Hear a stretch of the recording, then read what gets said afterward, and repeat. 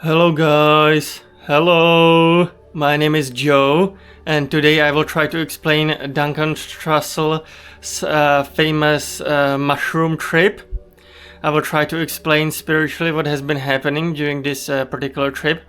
But before we do that, allow me to just take my headphones and let's take a listen to a short video clip. This is 2011. I was with someone I'd been seeing for a short time and she'd never taken mushrooms.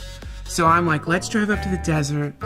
We'll take mushrooms. Don't worry, I'll be your guide. You know, I'm sure the ride up there I was giving her some awful psychedelic Jesus style ear beating about what mushrooms are and what she could expect and the healing that would come her way. And these mushrooms I had obtained from a drug dealer. He told me the name of the mushrooms was penis envy. And I remember hating that. You don't want to tell the date, like, yeah, these are penis envy mushrooms. Like, these mushrooms are named after, like, the Freudian hang-up where women wish they had dicks. This drug dealer had warned me, don't fuck around with these. These were a spore print from Terence McKenna and Dennis McKenna's private collection. Terence McKenna and Dennis McKenna are essentially gods in the psychedelic community, and I just didn't believe him. We got to this spa. There was this cool collision of like new age healers, and one of them had told me the place was an energy vortex, which means I guess you only need to take like half the dose of the drug that you're gonna take there. We get there and I take the mushrooms. My date takes the mushrooms, and within 10 minutes, something starts happening that has never happened to me before on mushrooms. I'm looking down at my hands on the bed, and my fingers are spaghettifying. Like, you've probably heard of what happens if you go into a black hole. This was happening to my fingers. My date is like, when am I gonna start feeling it? And I'm like, I don't know.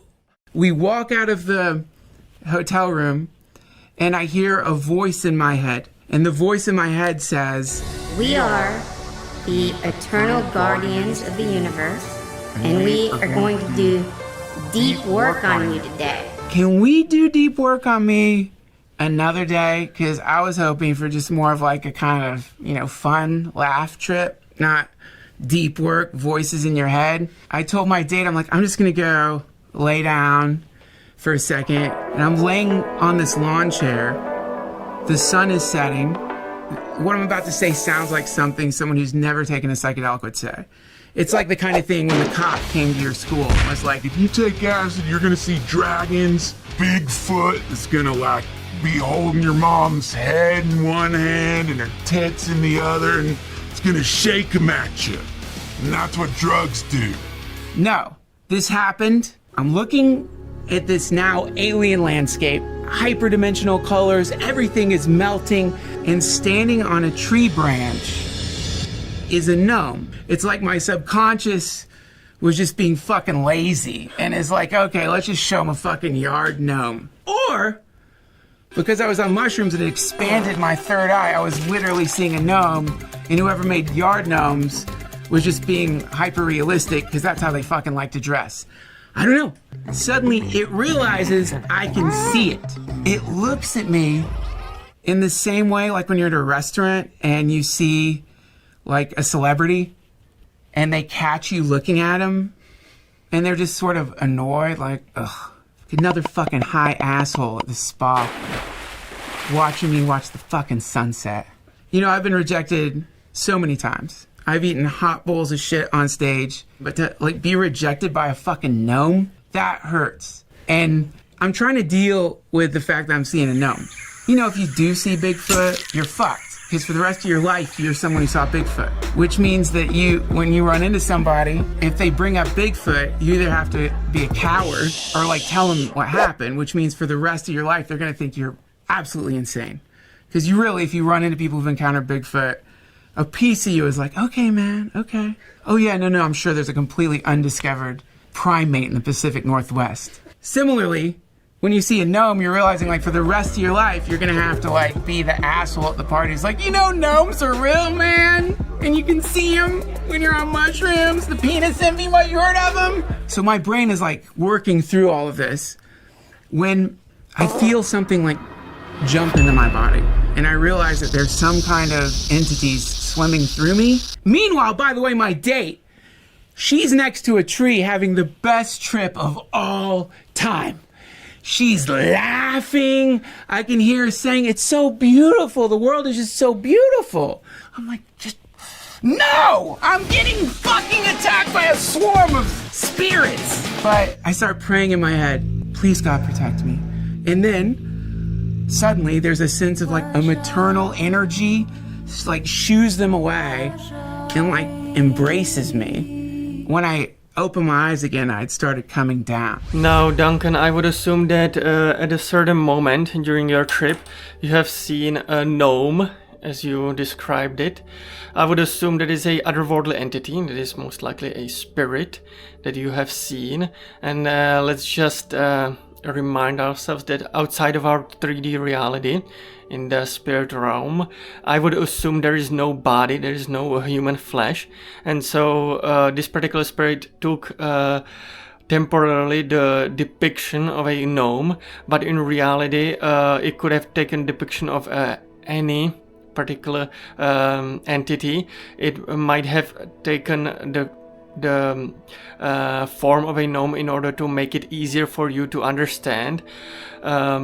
Also, I want to mention that otherworldly entities like spirits, they have their own free will. They are not necessarily forced to like you. They may like you, but they are not required to do so. They are not required to be your fans or followers. They might just be indifferent towards you. They might not be, interested. It's not required, I would assume. And so this particular spirit might have been just annoyed that you are capable of seeing him for a brief moment.